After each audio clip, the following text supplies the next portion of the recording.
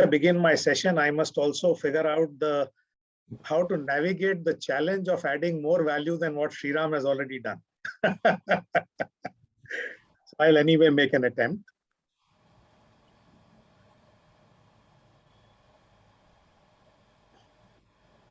Are you able to see my Yes, we can. presentation? Okay. So I have deliberately used the word coaching and mentoring here because I think there is a fine line, and my disclaimer is that for purposes of whatever we are discussing, it probably doesn't matter what you choose to call it. Okay. The idea is that you're putting forward a guidance. And I have tried to focus on tools and best practices, some that I use, some that I have a wish to use, but more often than not, I have ended up using them, not necessarily in the journey that I'm currently engaged with the mentor whom I am working with.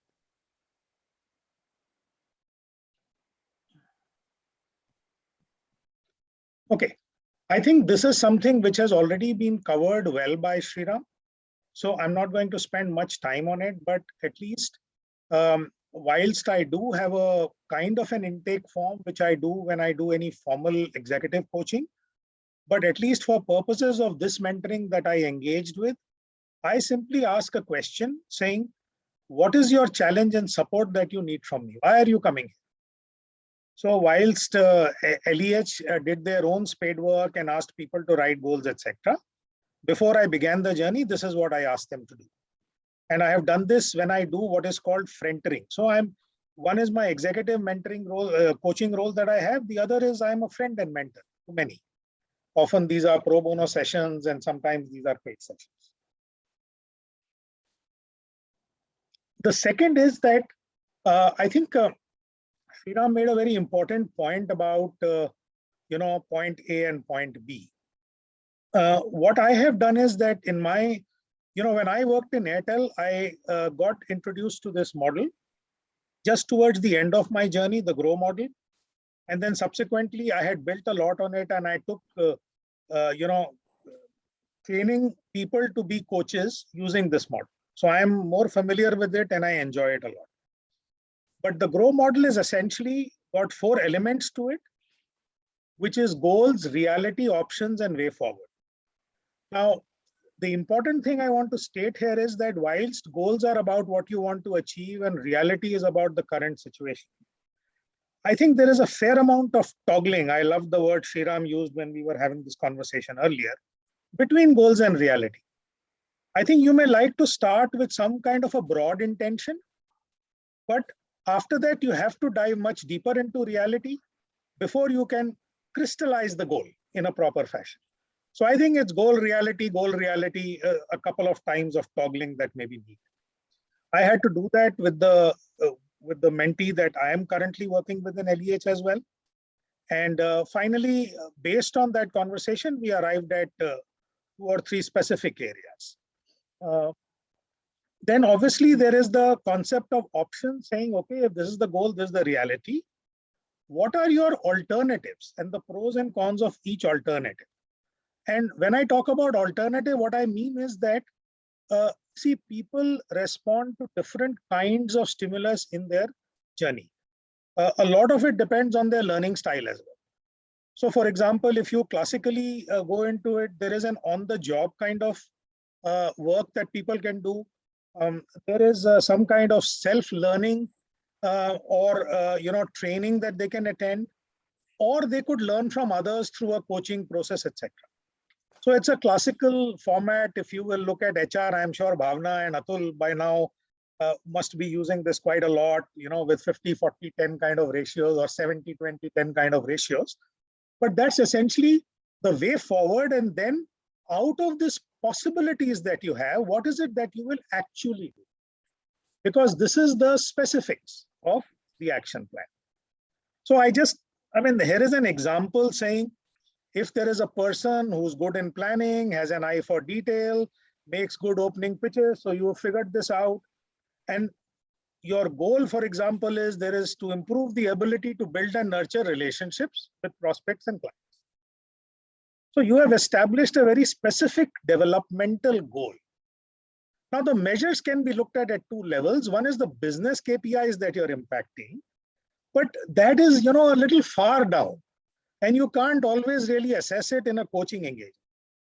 But what you can definitely assess is a developmental measure, which is really what I encourage, which is how will we know that the needle has moved. So that is the part of setting the goal, along with some kind of an accompanied measure.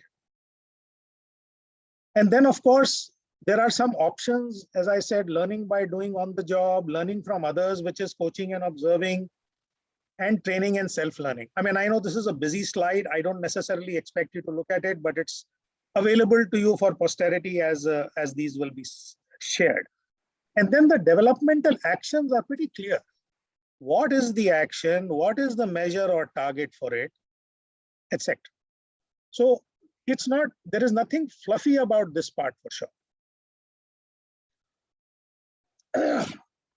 The third practice is about how do I begin and end sessions.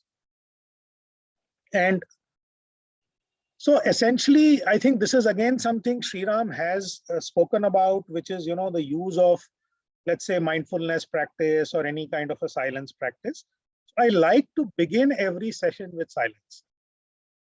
Part of the reason for doing this also is that, we don't even know where the mentee is coming from. You might be just in whatever context.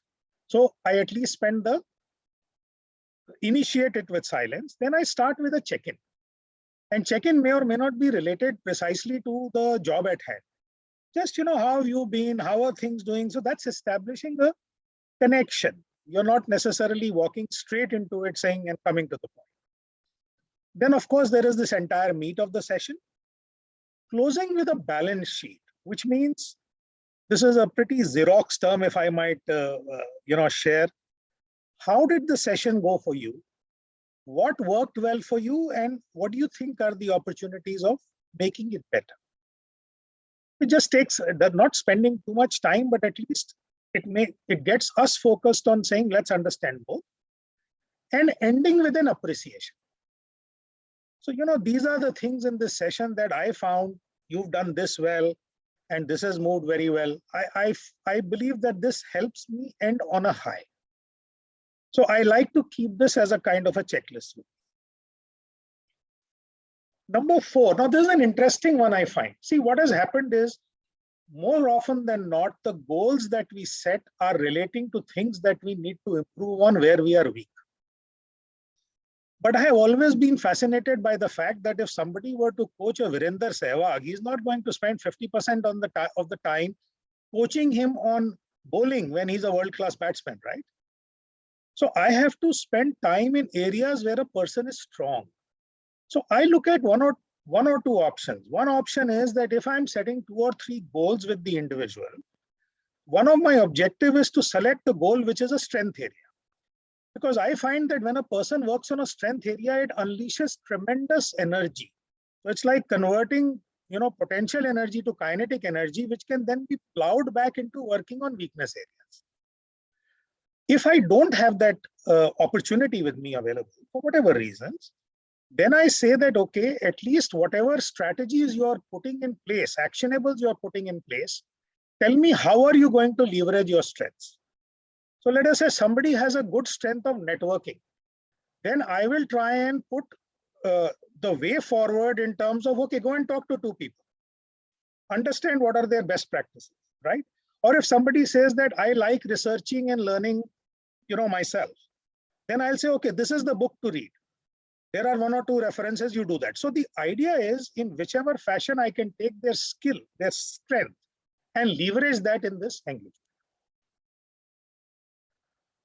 5th, now this is something that Sriram spoke about, but in my own personal journey, I established a deep dive leadership model once I left Airtel.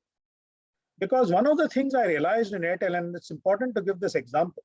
So for example, we used to have a competency called empowering and developing people.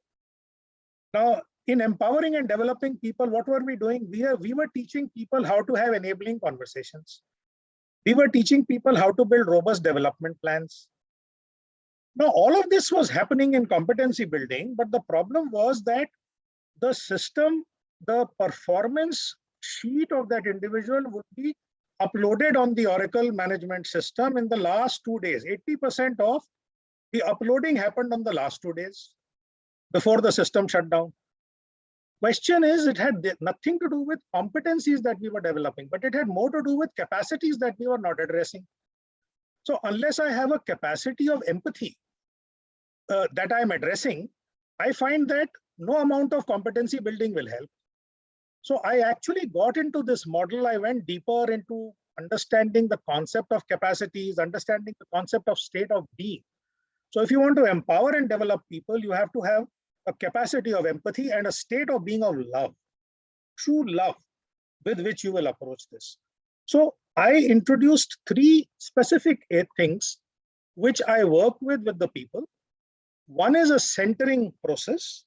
As I said, begin with silence, but I also focus on this. The second is a gratitude practice for abundance. I believe that this builds the capacity of the heart. I'm not a complaining, cribbing guy all the time. I'm not doing that. Instead, I am grateful. So I also have 1 or 2 gratitude diaries which are available online that I introduce them. And the third is a journaling practice for reflection, which works at 2 levels. One is, what is your reflection and learning from the stimulus on the outside about the world that you witness? The second is the practice for what does it tell you about yourself? I don't necessarily use all these 3 in all my journeys, but at least 2 out of these 3 I pick up on a fairly regular basis. The 6th is the practice of making minutes. I think a part of my business journeys and working with organizations, I have realized that this works best for me. The first is action responsibility date, very clear. This is not the minutes of board meetings saying this has been discussed and that has been decided, which is one of the most ridiculous things I find, the way board meetings are published, minutes are published. So action responsibility date, who's to do what by when. Second is decisions taken. What are the decisions we took today? And the third is, sorry, I seem to have lost my screen, so just hold on. And the third one is, are you guys seeing it? Yes, Vineet, we see appreciative inquiry. Yeah, so suddenly I think my screen has gone blank and it seems to be moving on its own. Just give me a second. Now we see conversation do's and don'ts. Yeah, that's what I'm saying. Unfortunately, it's moved on too much ahead, which wasn't my intention. Okay, so I can now see myself and the screen. So second is decisions taken. And the third is, what were your learnings and insights from the session? Simple. I request these to be documented by the mentee and sent out within 24 hours when the memory is fresh. So this is my practice for taking minutes. And I think for this session, this is what I have done. As you saw when I was struggling, that I have a whole host of things, but there is no question of preaching to the converted, to be honest. And I just thought I'll take a few snippets of whatever it is that I do and share it with you. So thank you very much.